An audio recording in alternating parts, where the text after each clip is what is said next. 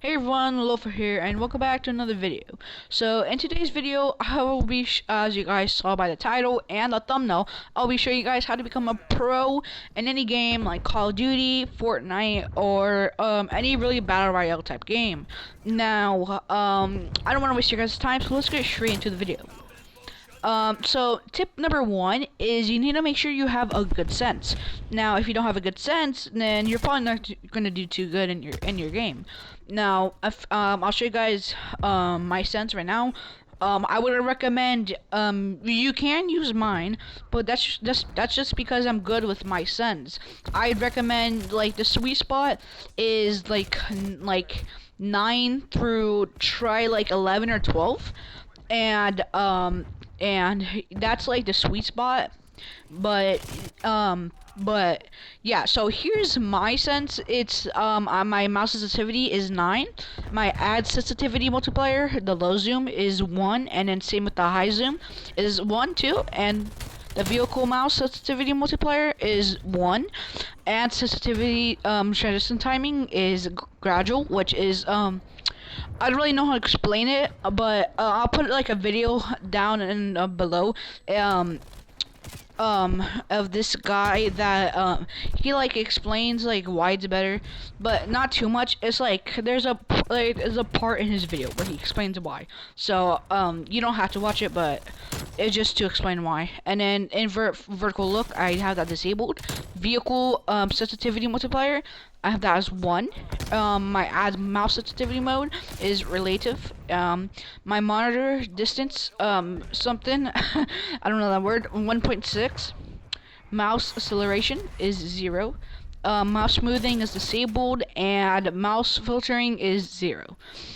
So that's my sense, and I do play keyboard mouse, just so you guys know. I don't play controller.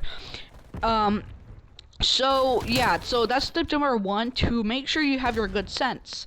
Or else like you can copy like pro player sense. Is that it's like I would really recommend doing that, just because you never know if like they're good with that sense because it's their sense. Once you find a sense for you, you're going to be good with that sense. So that's why I recommend use like trying to find a sense, and then once you find it, you just like practice with that. But if you do want to, you can like look up a pro player sense and use that. And now we're going to tip number 2, which is finding, like, say now this is like a keyboard and mouse only step, so if you play a controller, sorry, this tip is not gonna help much for you, but I will get into like controller tips. So this tip is about finding your good like arm resting place on your desk. Now as you can see on screen right now, this is my good like resting place for my arm. And I just feel comfortable right here on this, and this is where like I feel comfortable.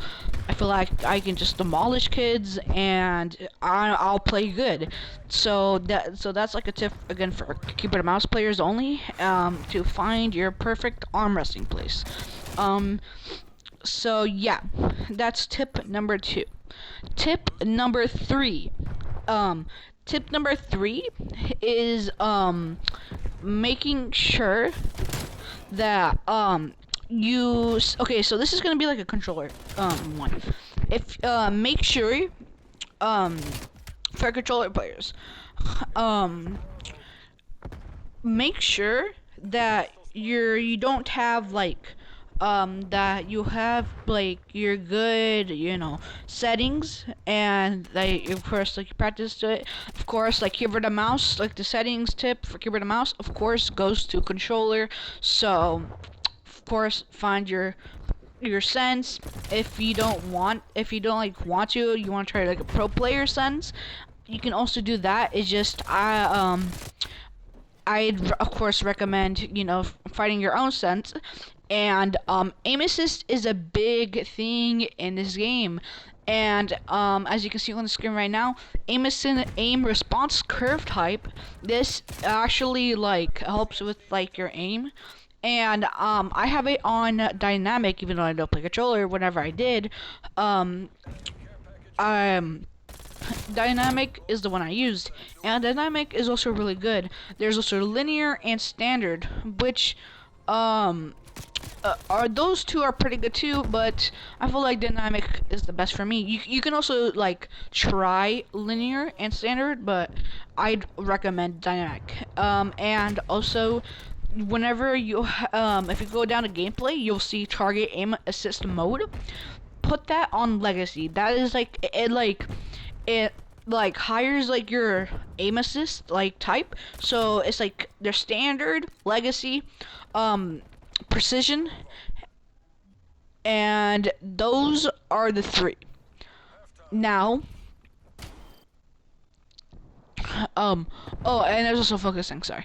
Now I recommend legacy, because it's like, um, if you're a starter, a beginner, then I'd recommend using precision or focusing. It's just that because that like makes your aim assist stronger. Like you're pretty strong. Focusing is really strong aim assist. But say you're more like on the better side and you try to become more of a pro, I'd recommend legacy. And make sure you have aim assist on, because that really helps. Just don't be like a kid that spams your aim assist. Those are really annoying. And make sure your stick drift is like you have like you find your perfect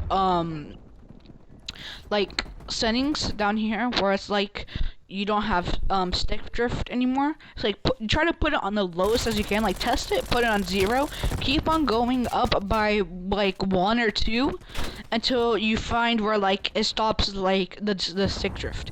And you want to have your left and right stick max input threshold to the max 100 or 99. And that's it for step 3. Now that is oh yeah, so step 4, for your graphics. Now I do play on console, so I won't be able to tell you guys much for PC players. If you guys play on PC, I'd recommend looking up like a YouTube video on like which like are the best graphics to use and to put. But for people who play on console, I play on like a field of view of 120, and I just like it. I just like my field of view like pretty like, you know, like zoomed like out, and it's just good for me. You can test it out, you can play with it. And so this it also requires, now I know COD does have field of view. I don't know about like any other game like Fortnite. I can't remember. I don't think you can, but yeah, the steps. So step 4 is kind of like for like COD like only, but you know the rest of the steps are for like every single other game, with like finding your perfect sense and yeah, stuff like that. Now if you're like trying to find like good graphics on COD, I'd recommend you putting your brightness. You can put it to the max, or you can put it like close to max. But I just have it max just because I like it max. And I recommend using a colorblind mode. The Tritanopia one is really good because it has really bright colors, which makes you see the enemies better, because like their health bar and like their name is like more brighter of a color. And that's just really good and like in total. And so that's gonna be it for step 4. Now the last final step, step 5, is to make sure that like you'll have like some type of like good headphones. You know, good headphones are actually really key. And you're probably like, what, lo-fi? What do you mean good headphones? And what I mean is that it helps with, like, say there's like an enemy behind you. You won't be able to hear like the footsteps if you don't have like a good headset. If you have a good headset, you'll be able to hear the footsteps, and you'll be able to know if they're like behind you, to the left of you, to the right to you, or if there's anyone like near you. Which is really good. And that's a pro strap that actually a lot of pros use. And that's a tip that you should use. And you guys are probably like, Lo-Fi, I don't have the money for a good headset. Well, there's also cheaper, like, affordable headsets out there that you can even use earphones or AirPods, anything like that, because those actually it depends. It has to have like good. It has to be good. They're cheap. They're good, and some of them even have a built-in mic, which is also really good. That's why you should and also like have your audio up to like a perfect like audio. I don't know like what's the perfect audio is, so you guys can always like look that up on YouTube. And yeah, now that is going to be the end for today's video. Actually, first I actually will be showing you guys like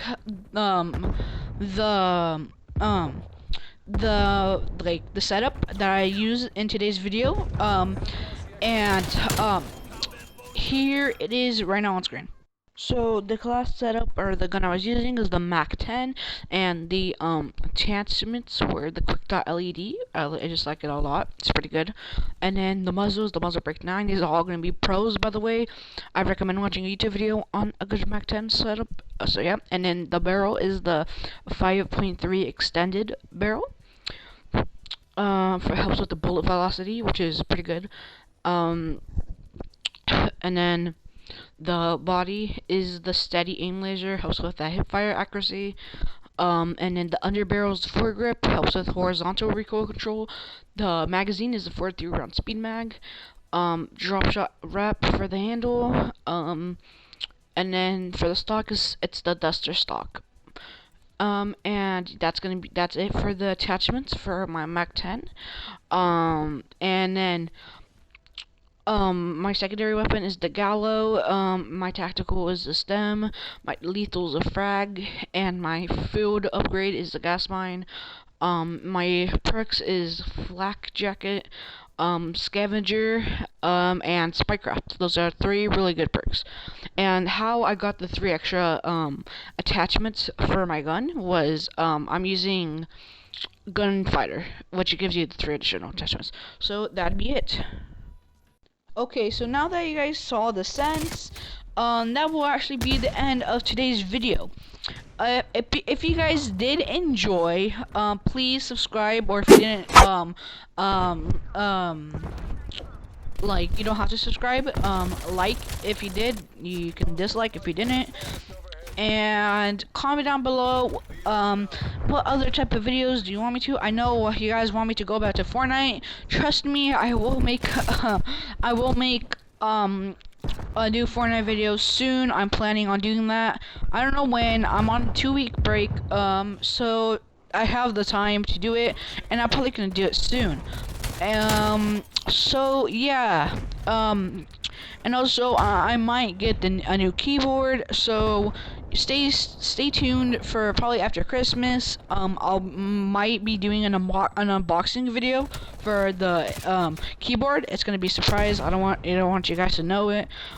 So yeah, that's gonna be the end for the video, and peace.